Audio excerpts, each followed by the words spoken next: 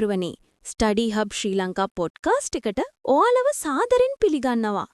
කවදා හරි හිතලා තියෙනවද ඔයා පැය ගණන් පාඩම් කරද්දිත් පන්තියේ ඉන සමහර ළමයි කොහොමද හැමදාම ලකුණු ගොඩක් ගන්නෙ කියලා?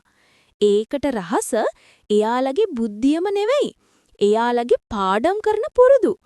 සාර්ථකත්වයට හේතුව එක රැයකින් පාඩම් කටපාඩම් කරන එකට වඩා බුද්ධිමත් ක්‍රම අනුගමනය කිරීමයි.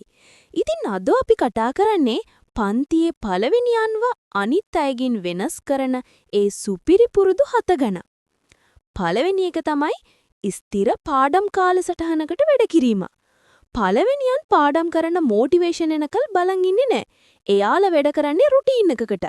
හැමදාම එකම වෙලාවට පාඩම් කරද්දි ඔයාගේ මොළය ෆෝකස් මෝඩ් එකට යන පුරුදු වෙනවා. 2018 අධ්‍යයනයකින් කියවෙන්නේ මේ නිසා මතකයේ ශක්තිමත් වෙලා වැඩ කල් දාන එකත් අඩු වෙනවා කියලයි. දෙවනි පුරුද්ද ඇක්ටිව් රීකෝල් ක්‍රමය පාවිච්චි කිරීම. නිකම්ම නෝට් එක කියවනව වෙනුවට පළවෙනියන් තමන්ගේම ප්‍රශ්න අහගන්නවා.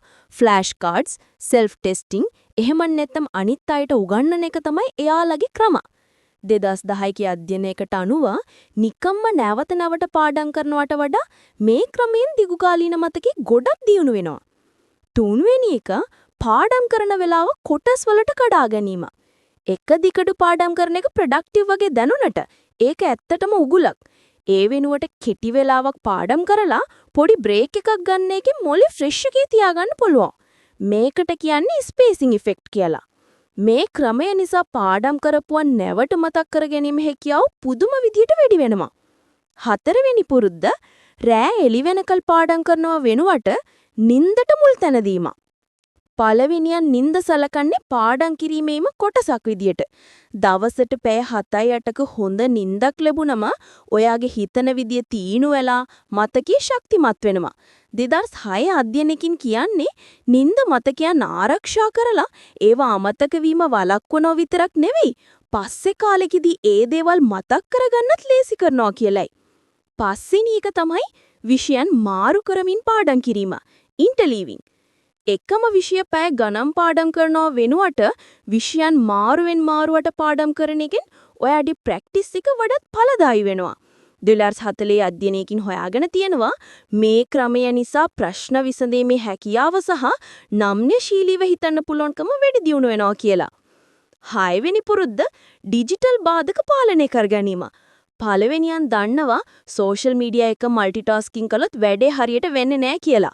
එයාලා ඇප්ස් බ්ලොක් කරනවා, ටයිමර් තියාගන්නවා, එහෙමත් නැත්නම් අවධානය වෙනතකට යන්නේ නැටි ටෑන් වලින්ද පාඩම් කරනවා. 2012 පරීක්ෂණයකින් හෙළිවෙලා තියෙනවා සෝෂල් මීඩියා භාවිතය වැඩි වෙන්න GPA එක අඩු වෙනවා කියලයි. අන්තිම සහ 7 වෙනි පුරුද්ද හැමදාම දවස ගැන මෙනෙහි කරලා ඊළඟ දවස සැලසුම් කිරීම.